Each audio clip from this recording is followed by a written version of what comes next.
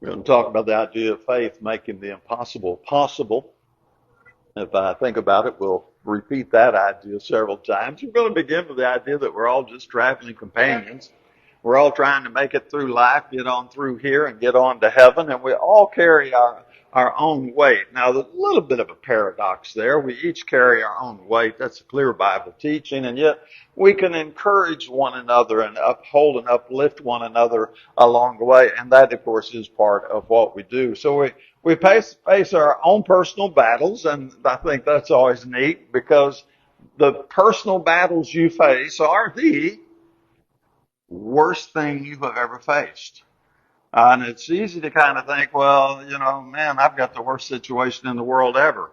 And that, of course, is not true. It is true that it's the worst thing you have ever faced, but mankind has been facing various situations, some just totally unimaginable since time before we'd ever think about it. It just goes back that far. So what Satan would like to do is he would like to take the things that wear on us, and they're there. And I don't mean to discount those at all. Those things are absolutely there. But he wants to wear us down with them. He wants us to give him some leverage so he can get a hold of us in one way or the other. And there's just so many ways he could get a hold of us that he's trying to get us off that straight and narrow road.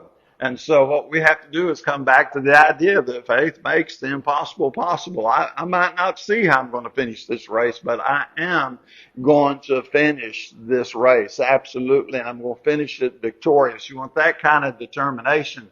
So don't ignore the struggles. Don't try to pretend they don't exist. I think that, again, gives Satan an advantage when we're just going to try to pretend like, well, that's nothing. No, that's something.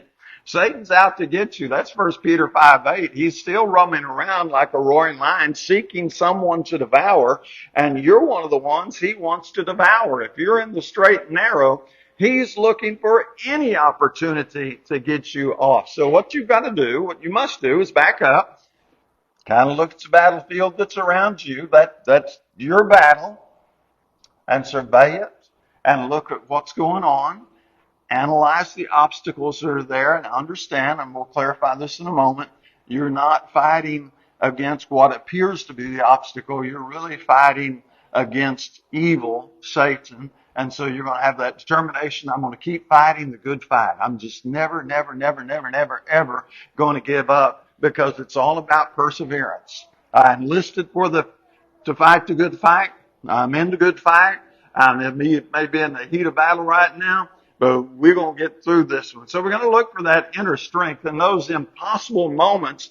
And this is what really, I got to do a sermon on this sometime. 2 Corinthians 12, where Paul asked for the thorn in his flesh to be removed, and God said no.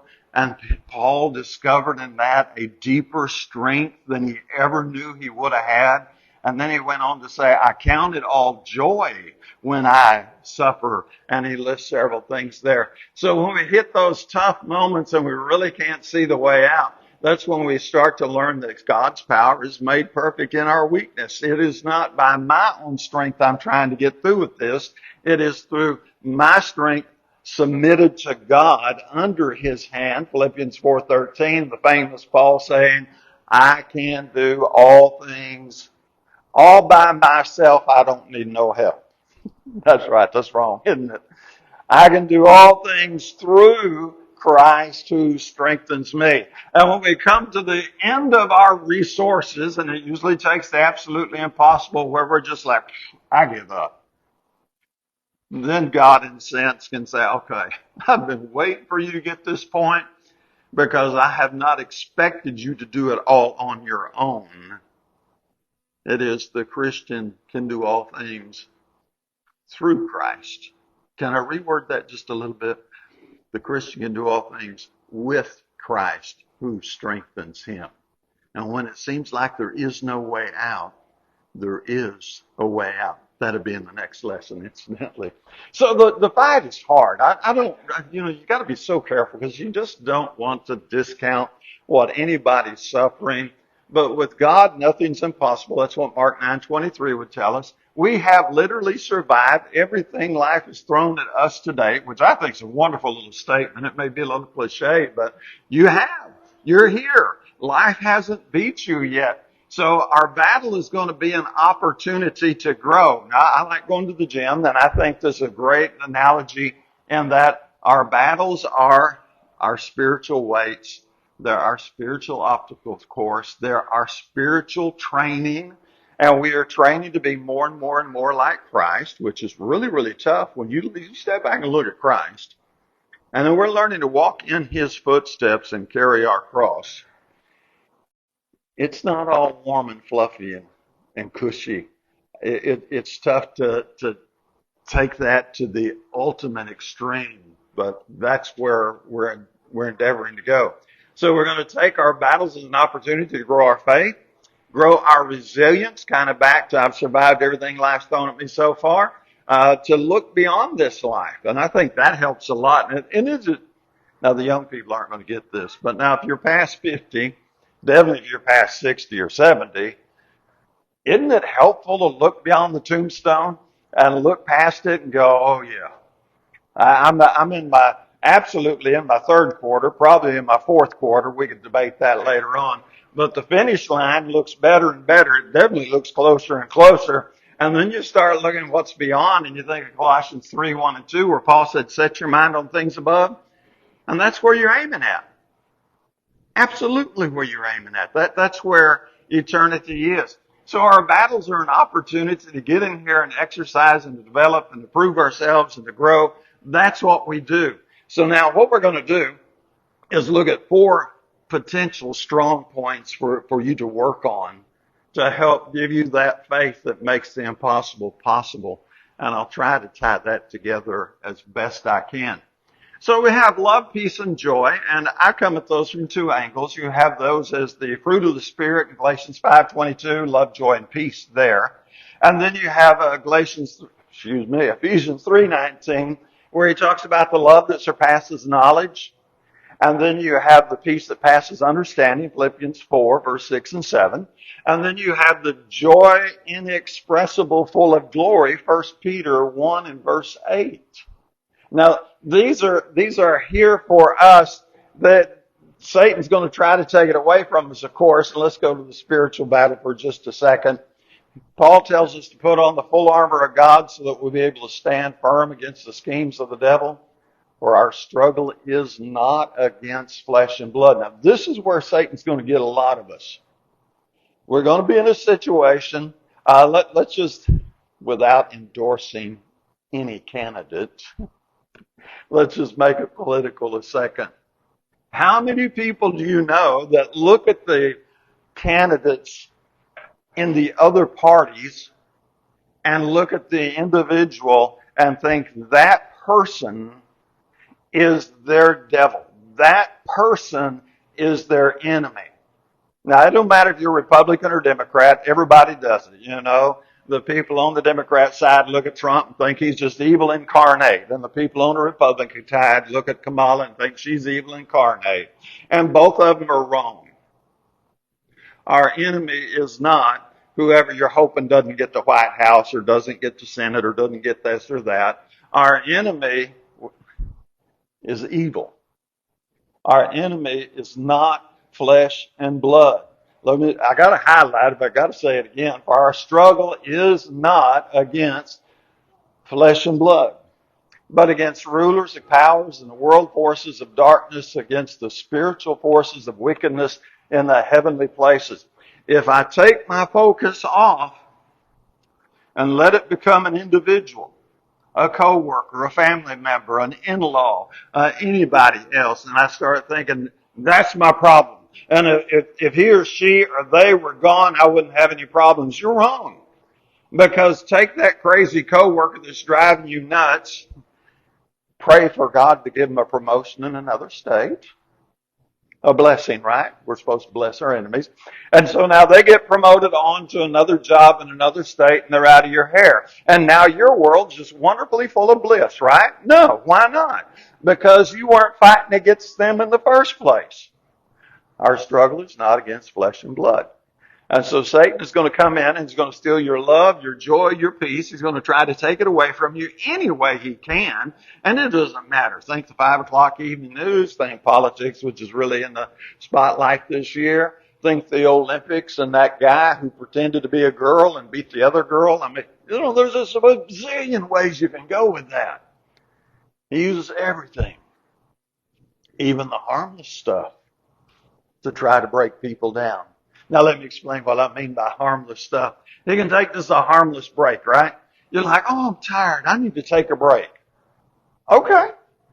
I think taking a break is a really good idea. In fact, they were so busy once in the New Testament that Christ looked at his disciples, and I'm going to paraphrase crazy big time, but he said, we need to get out of here for a while, go to a desert place so we can rest, because we don't even have time to eat with all the people coming and going. There's a time for a break. The danger about the break is, though, you take a break, right? And you've done it at work. I know I did back in my secular work days. Oh, just 5 more minutes. 5 more minutes would be so great. And you get to the end of that 5 minutes and you're thinking, another 10 minutes would really, if I could get 10 more minutes, instead of my 15-minute break, if I could get a half-hour break, man, I'd have it made. And before long, you're pushing for a 45-minute break, an hour break, and it isn't much longer. Everybody's sitting around at work doing nothing. Ain't anybody working, right? That's all. If Satan can get you to sit down, then it's easier to go, no, just stay sitting. It's okay. Take another minute. You've been working hard. And if he can get you to perpetuate that long enough, then he's got you sidelined with the lukewarm. So he can take something that is initially harmless, maybe initially healthy, and turn it into something nasty. Grumbling, moaning, complaining. Man, how many churches are split because Satan was able to get inside 2 or 3 people within a congregation and get them whining, moaning, complaining about how stupid the leadership is, and nobody does anything right around here anyway, and I ought to be the one in control. And we could tell stories, couldn't we, of congregations that don't even exist anymore because of infighting. And it may be that the leadership had made some bad choices. That's all Satan needed, was to get a hold of somebody who was willing to split things up for it. So he'll use anything he can to steal your love, your peace, your joy. It can be worry. I know a lot of people just love to worry. They think they're doing something noble when they worry. Insecurities, loneliness, moaning, complaining, self-doubt, self-rejection, victim thinking, and just on and on and on that list could go. And what he does is he takes that love, peace, and joy, which should be our weapon. Now that's a little odd to say it that way, but your love is your weapon. For God so loved the world that he gave his only begotten Son. And that love, that is God, John 4:8, God is love, was the greatest weapon Satan ever faced, and he couldn't defeat it. Because Christ's will, his food, was to do the will of the Father. He was in love with walking. See, when you get that love, doesn't sound like a weapon, does it? But it is a weapon. And your joy is a weapon. So you take somebody like me who likes to go to the gym, and I like walking in. And I know gyms don't smell real good, but now Planet Fitness don't smell real bad either. And you walk in and you go, oh, I like being here. And I take Archer with me, and an hour and a half later, we'll be walking out, dripping with sweat, high-fiving each other because we had a good time. Our joy, in an illustrative manner, was our weapon that kept us there doing what 99 people out of 100 would never ever do because they find no joy in going to the gym. It's all misery. Oh, I got to get up and change clothes. I got to drive all the way to the gym. I don't know how to check in. What's that piece of it? That's a treadmill? What do you do on that? For how long? Are you crazy? And everything they see is misery, misery, misery, misery, misery. And so they stay in their recliner eating potato chips, drinking sweet tea, getting fatter and fatter and more miserable and out of shape, wanting to know why in life working out for them. Their joy was stolen from them. And if Satan can steal your joy from, it's more blessed to give than receive, Acts 20:35. If he can steal your joy out of Bible reading, if it's Bible reading time and you're like, oh, I got to do that, don't I? Satan just got leverage right there. He's ready to reel you in. He's got the hook. He just needs to set it and start pulling you in. If he can take your joy out of serving your brethren and going to the hospital or nursing homes or wherever else you like to do your volunteer work, if he can steal your joy, but if you have that joy, what I'm trying to say is that's your weapon. If you like doing what you're doing, and I'll give you this, find your niche, find your little niche, as some people like to say, find where you fit in. And when you fall in love with it, you got the weapon of love, and now you got the weapon of joy. Satan's not going to stop you with that. He can't. He didn't have anything to beat those two weapons. And then you have the peace that you come to the end of the day and you pillow your head at night and you're happy that you did what you did that day with what you did with that day and how you did that way. And maybe you didn't bat 1,000, I'll give you that. But you're going, that was a good day. I want to do something like that again tomorrow. Now tell me, faith don't make the impossible possible when you have those as your weapon. So your faith, joy, your love, peace, and joy, they're not a bunker to hide in. I mean, you're going to enjoy them, but it's not a bunker to go hide out in. It's your fuel to propel you further. There are skills to grow, to train, to develop. How do I learn to love more? How do I learn to develop that joy more? How do I learn to have peace in the eye of the storm so I'm confident in God, in Christ, instead of worried about what's out there? When you learn to train those and develop those, that does become your weapon, that becomes your power. And if they bubble up from inside of you and that they're trained to flow that natural, Satan's just helpless. He's not going to get you. So if you want to be one of those people that never, ever give up, you take your bumps, you're all going to fall. I mean, come on, that's what we do. James 3:2, we stumble in many things. We're going to stumble. But if you're going to be one of those people that never give up, then one of the things you're going to do is you're going to learn to develop love, joy, and peace. Not as your bunker, but as your weapons to go out and fight. And you get that. Satan, James, what is it, 4:8, he says, draw near to God, he'll draw near you, resist the devil, and he'll flee from you. You'll get him fleeing with that one. Now let's talk about our church family as part of helping us to make the impossible possible. We're not a magical group. We're just a support group. I don't mean this to insult any of us, but we're all messed up. Come on, we all sat down and started telling our stories. None of us have a fairy tale life.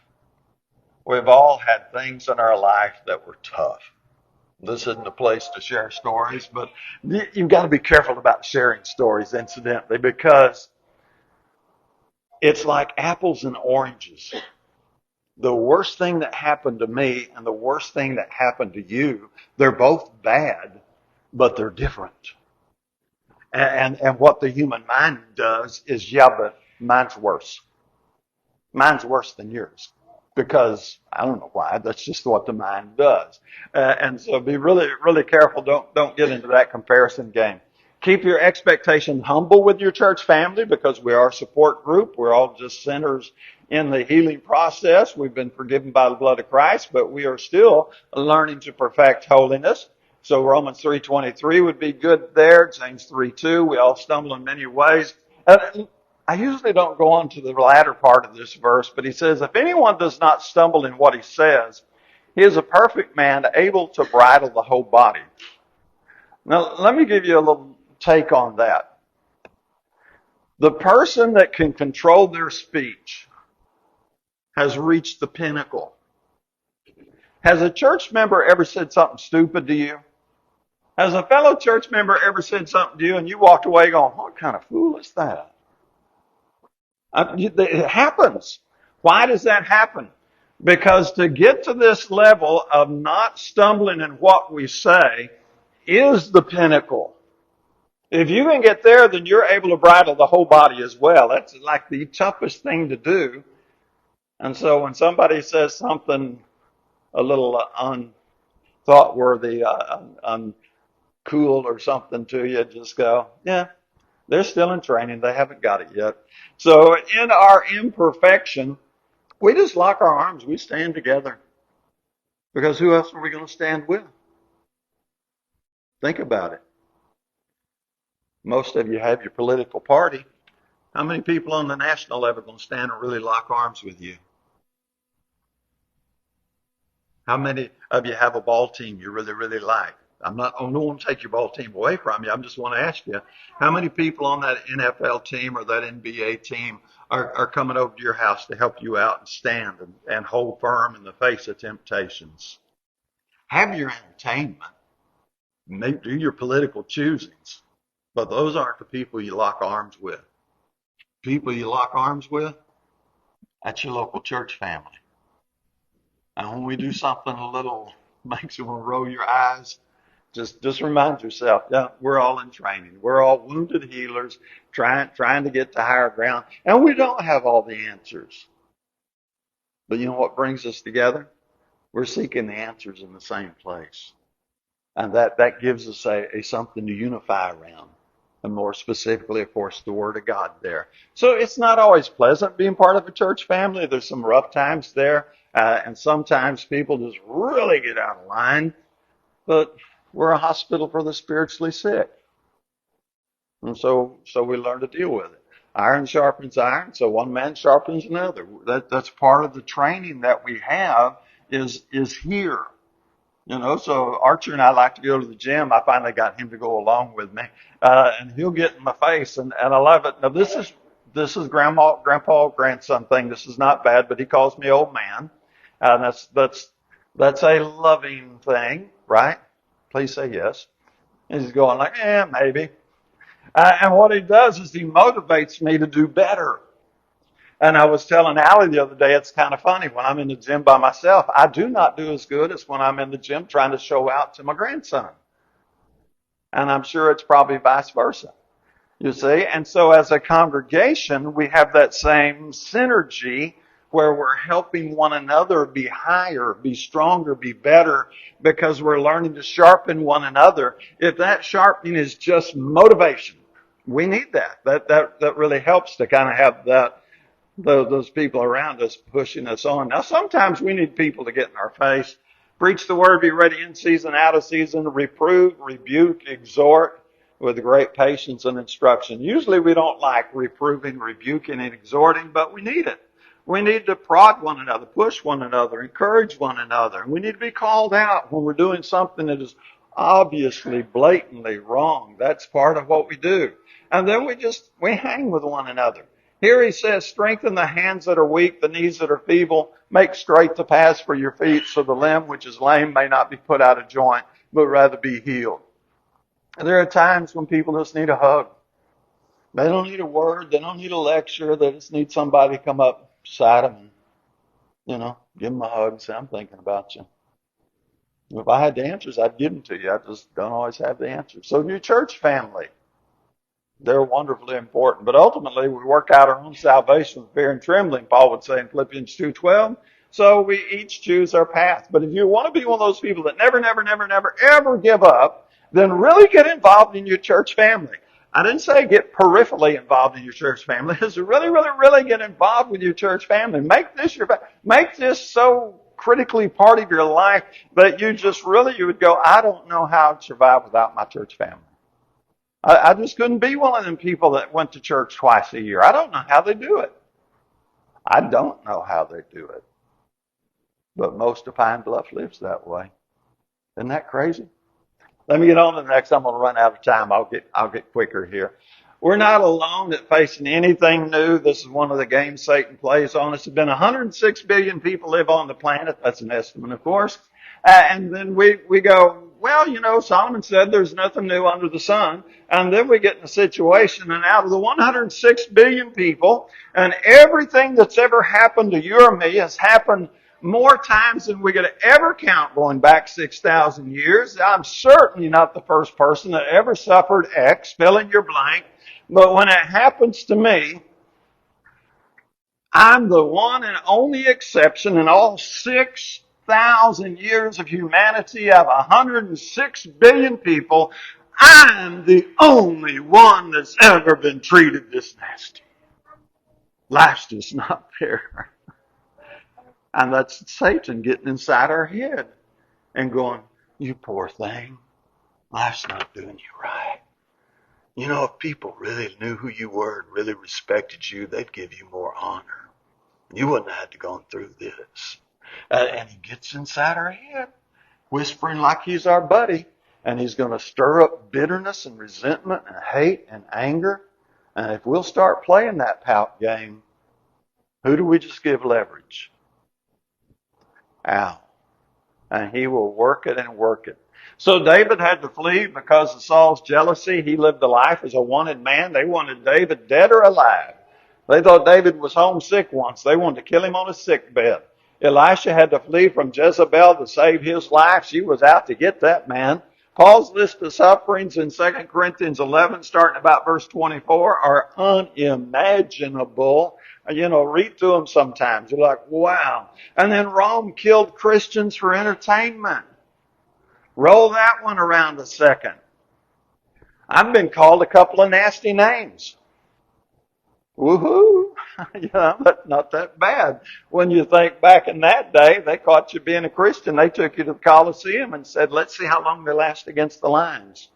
Let's set them out there with nothing but their barest robe and see how long they last against a gladiator that's got armor and a sword. And the arena was full of people cheering that nonsense on. When you get tired and weary, go back to Hebrews 11 and look through the Hall of Fame of Faith. It's not easy being human. Ask yourself this. The stuff you went through, or you're going through, had I not been a Christian, would I have avoided it? And I have an idea that 99 times out of 100, my answer would be, no, I'd be in the same place I am now. I just wouldn't have God in my corner. I wouldn't have heaven to look forward to. Matthew 10, that's where he tells us to take up his cross and follow him. So if you want to be one of those people that never give up, and start looking at the Bible characters. Start looking at the things they went through. And you know, when I do that, and I look at Paul especially, I'm like, yeah, I've got it pretty good on this side. I'm not saying it didn't have some bad stuff. I'm just saying I didn't go through what he went through. And finally, this is our last one. You got to look at what you're sowing. Satan hadn't retired, so he's still out to get you. And he wants us to sow to the flesh. So Galatians 6 and 7, don't be deceived. God's not mocked. Whatever you sow, that you'll also reap. For the one who sows to his flesh will from the flesh reap corruption. The one who sows to the Spirit will from the Spirit reap eternal life. Don't lose heart doing good, for in due time we will reap if we don't grow weary. So you got to really look at what are you sowing? It is so easy for us, especially folks like you're kind of in my situation. How long have you been a Christian? I was baptized into Christ in all earnest and sincereness and understanding when I was 25. I'm 66 now. So I've been doing that for 41 years, to do my math right? And so, how long have you been doing it? And some of you have been doing it longer than my 41 years. And it's easy to get in a rut, a routine. This is just what we do. And you think, well, I've been doing what we always do. I'm a good person. Well, yes, you are. But it's possible to get to that place where you just go through the motions and you're really not sowing what you think you're sowing. It's possible to do your reading, not to seek God and get closer to God, but just so you can check the box in your daily Bible reading. It's possible to do your daily prayers, not because you're really seeking the counsel and closeness and that communion with God, but it's just routine. I get up in the morning, I pray. I go to bed at night, and before I fall asleep, I pray.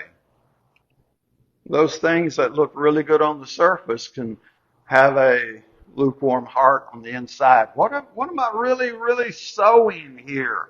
And this is where you look at the man in the mirror and you really dig in deep there. Paul would say, test yourselves to see if you're in the faith. Examine yourselves. And this is one of our strengths, because when we get down there to the very core, if we find out our fire has grown lukewarm, that is our problem. And now we can stoke it back up, and we can get more growth and mature. We can let go of the old. We can move on to greater maturity. When I was a child, I spoke like a child, felt like a child, reasoned like a child. I became a man. I put away childish things. What childish thing do I need to put away? That's a question just to ponder. What thing do I need to put away? What is it time to move on past? Do you know people who had rough childhoods and now they're 60 and 70 years old and they're still carrying the bitter baggage of that childhood with them? Now what happened in childhood was bad. It was rough. But there comes a time to let it go. That's over. That's 60 years behind me. Normally the way I would illustrate that, somebody steals your purse or your wallet and you come to me and go, I just left Walmart, you're not going to believe what happened. And you're going to be red and you're going to be full of energy and you're going to be angry. And I'm like, did you get the police report? Did you catch that rat? You're going to, and I think, okay, the day it happened, I'm not arguing with that negative energy at all. I'm like, absolutely, I'd be livid too. A month later, 6 months later, a year later, you come to me, I'm never going to Walmart again. I was there 2 years ago and somebody stole my wallet. And now you're full of energy and your face is red and your blood pressure is up and you're angry. No, let it go. Go back to Walmart. Do a little shopping. Pay those higher prices. What are you sowing? This isn't a spiritual sprint. We're in a marathon big time. So we're sowing with a view to excelling. Are we really? Because Paul talked about in 2 Corinthians 7:1, perfecting holiness. And, God did create us for this. We were created to climb. So what we do is we climb as high as we can. We get to the next peak. Stop and look around a minute. Enjoy the scenery. But don't sit down. Look for the next higher peak to climb. Because the power that's in us, greater than anything. What do we say? 1 plus God's a majority.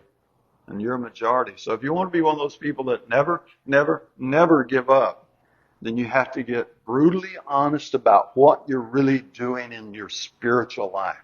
What are you really sowing here? And if you're really sowing what God created us to sow, you're just going to get stronger and stronger, and Satan's not going to be able to touch you. So you can't quit. You don't ever quit. Don't do that. You can't quit and win. Don't fear the things you're going to suffer. Be faithful unto death. That's what we do. That's how we stay the course. Don't fear those who can kill the body, but cannot kill the soul. You're going to give up the body sooner or later. Let it go. Set your mind on heaven. Colossians 3, verse 1 and 2. The race is long, but the end is coming, isn't it? And for some of us, the end's a whole lot closer than it used to be. But the oddity of that is we never know when the end is going to be. But I know it's going to be. Last slide, we'll have our song. Faith makes the impossible possible. Maybe I should add Hebrews 11:6. Without faith, it's impossible to please God. So here we are. We're struggling. We're ready to do the best we can. As the song says, all things are ready. And I believe God has given us everything we need in His Word to excel in life in a way that pleases Him.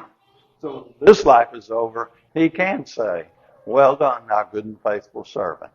If you're not delving into those things, I encourage you to do so. If you're subject to our public invitation, let's help you. All you got to do is stand and sing.